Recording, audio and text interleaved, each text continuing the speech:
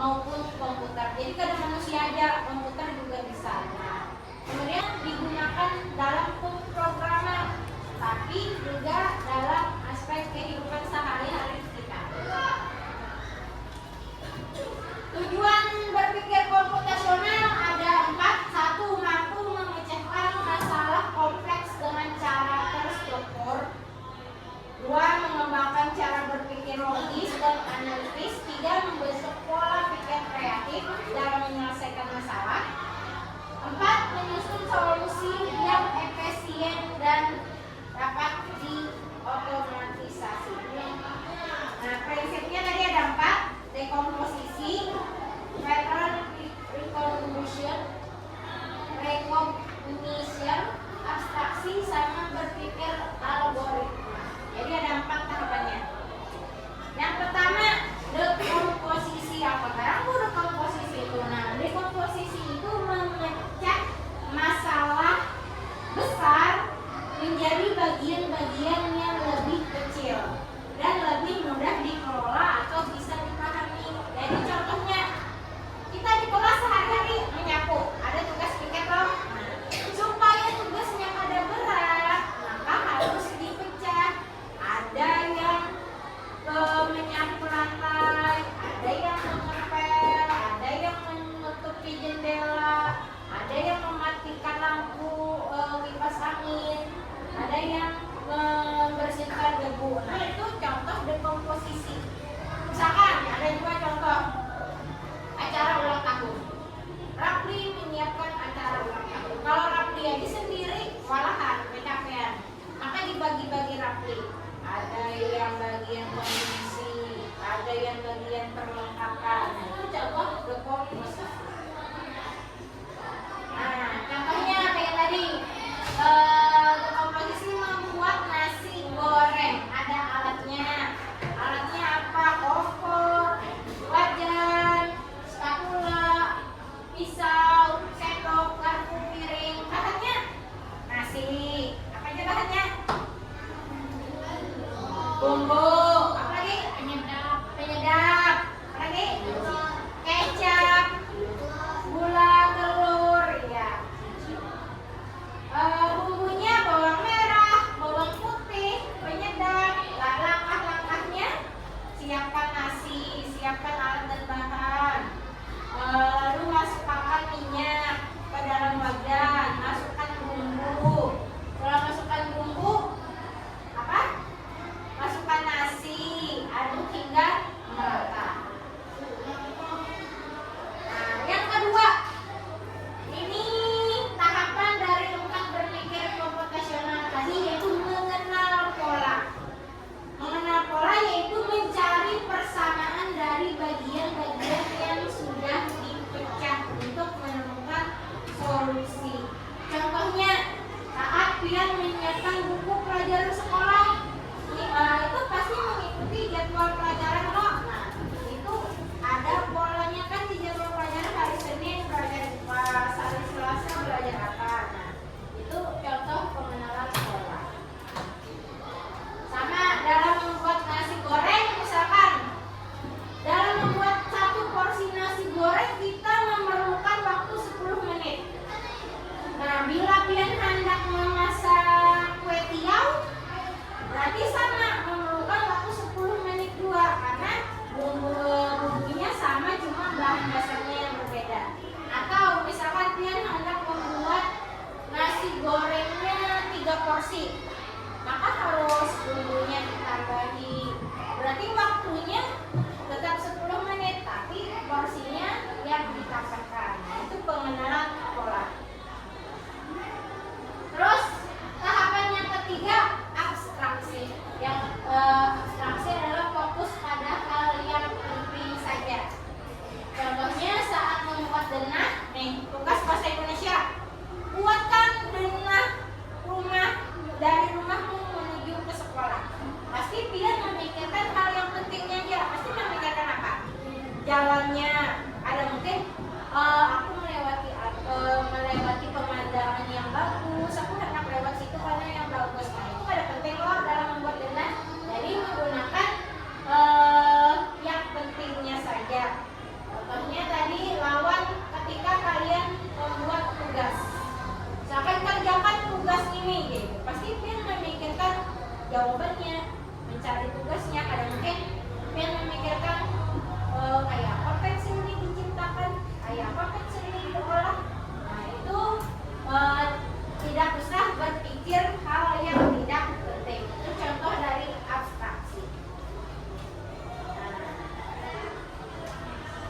berpikir algoritma. Ini tahapan yang keempat, yaitu menyusun langkah-langkah, instruksi ataupun prosedur yang sistematis untuk menyelesaikan suatu masalah tertentu. Misalkan hendak membuat kue, nah, algoritmanya maka menyusun langkah-langkahnya. 1. Siapkan alat dan bahan. 2. Lalu membuatnya. 3. Dikukus atau dibakar. 4. Setelah selesai kue siap dihidangkan. Sama kayak membuat nasi goreng, membuat mie rebus. Nah, ada langkah-langkahnya loh. Mencuci tangan ada langkah-langkahnya. Ini contoh algoritma membuat mie goreng. Ada langkahnya. 1. Didihkan air. 2. Masukkan mie, tunggu sampai matang. 3. Masukkan bumbu, tuang mie dari panci pada mangkuk yang disediakan. 4. Mie siap dihidangkan. Apa garam pentingnya belajar berpikir komputasional dalam kehidupan sehari-hari? 1. Meningkatkan kemampuan memecahkan masalah. Jadi kalau kamu bekerja, dia juga harus mampu memecahkan masalah. Nah, berapa yang mampu berarti sudah berpikir komputasional. 2. Mendorong pola pikir logis dan analitis. 3. Membentuk kreativitas dan inovasi. Oh, apa kreativitasnya?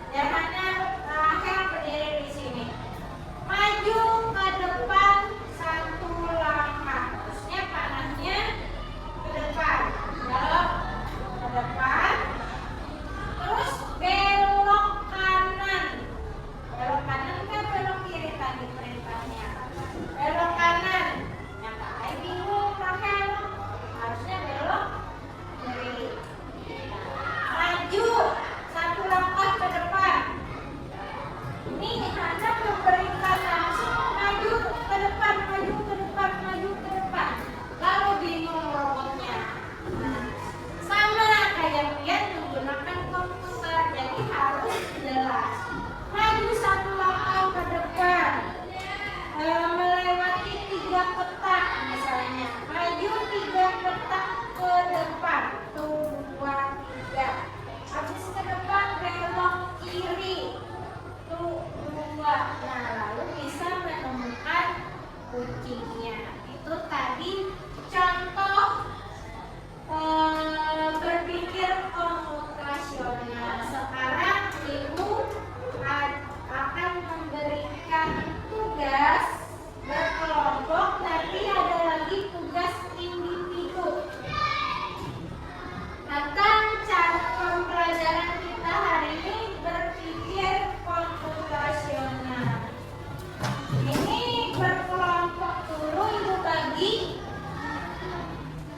kelompok 1, kelompok 2, kelompok 3, kelompok 4.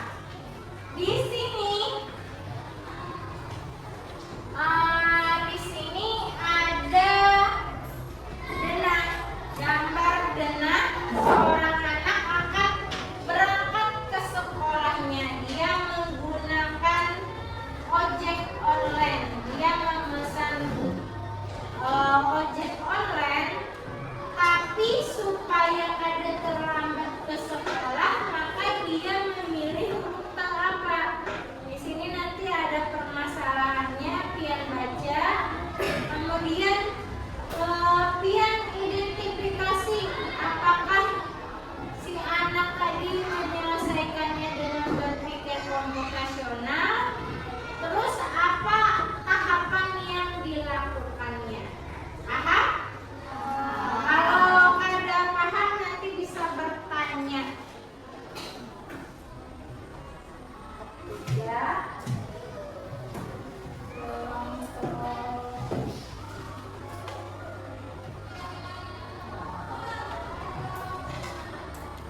Kelompok 4.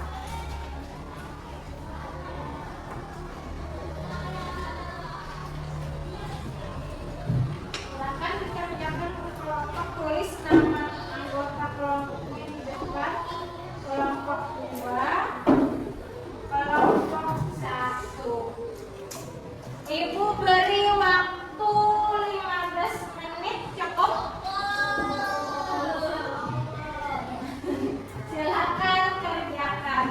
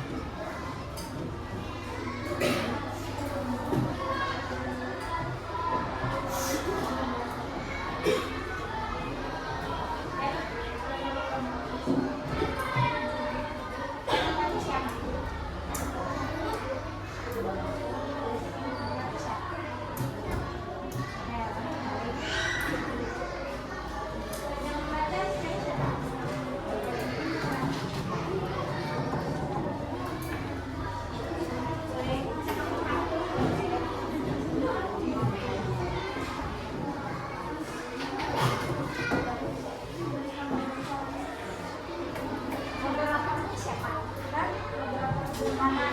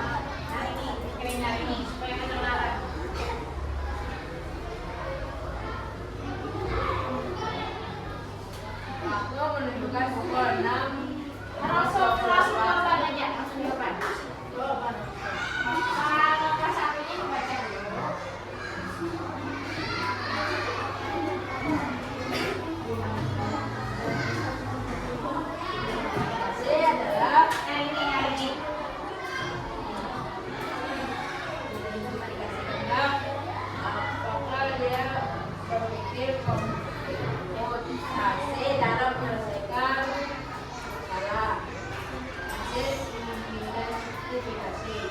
Ya, dia telah menerapkan berpikir komputasi karena ia mengidentifikasikan masalah analisis masalah dengan solusi, membandingkan untuk model keputusan terbaik dengan mengidentifikasikan hak penilaian, mencatat informasi dan menganalisis garut yang tersedia, memilih rute tercepat.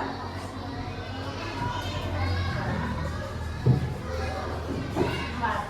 Tuliskan hasilnya dengan kertas tebal, tunjukkan dengan rapi. Berikan dimensi profil lukisan dari dimensi arah kritis. Dia mampu menganalisis masalah,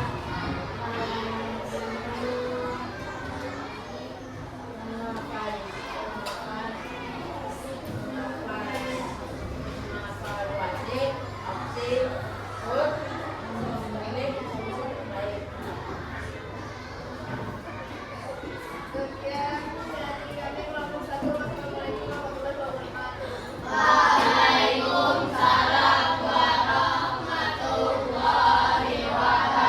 Ada yang mau ditanyakan ke kelompok 1?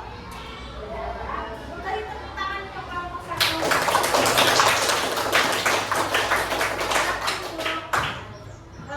Jawaban kelompok 1 tadi, apakah melihat dalam memecahkan masalah tadi berpikir komputasional? Jawaban dari kelompok 1 iya, karena Lia telah menerapkan berpikir komputasi karena ia mengidentifikasi masalah dengan menganalisis beberapa pilihan dan solusinya, memperkirakan waktu tempuhnya sama rutenya. Sekarang kelompok siapa aja yang mau? Kelompok 4 boleh? Silakan maju. Kelompok 4 silakan maju.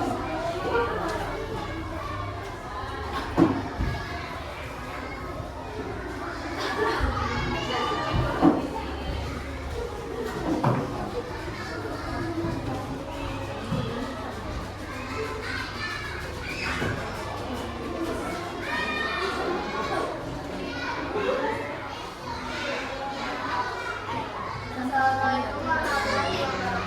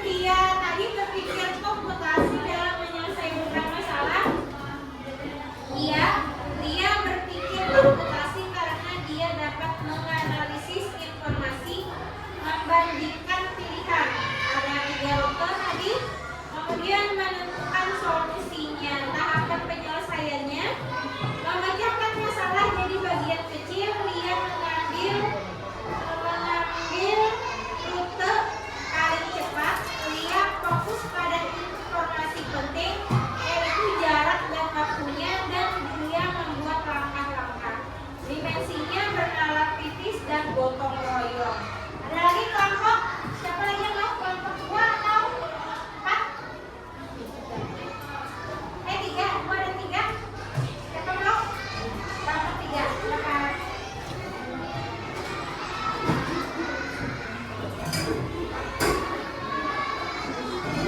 Silakan kelompok 3. 3 doa. Coba berdoa sama-sama.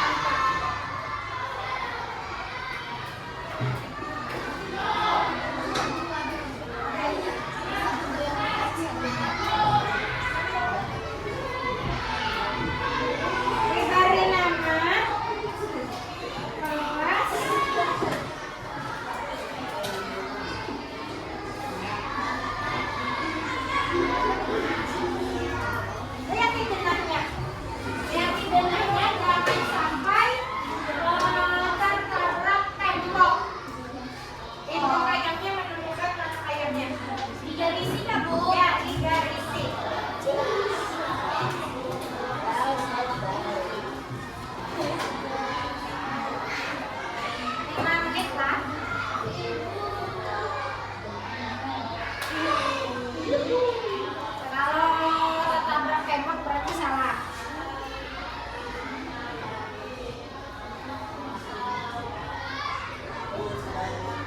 Oh, sudah? Namanya jangan lupa. Sudah?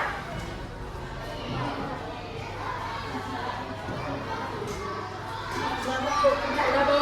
Sudah.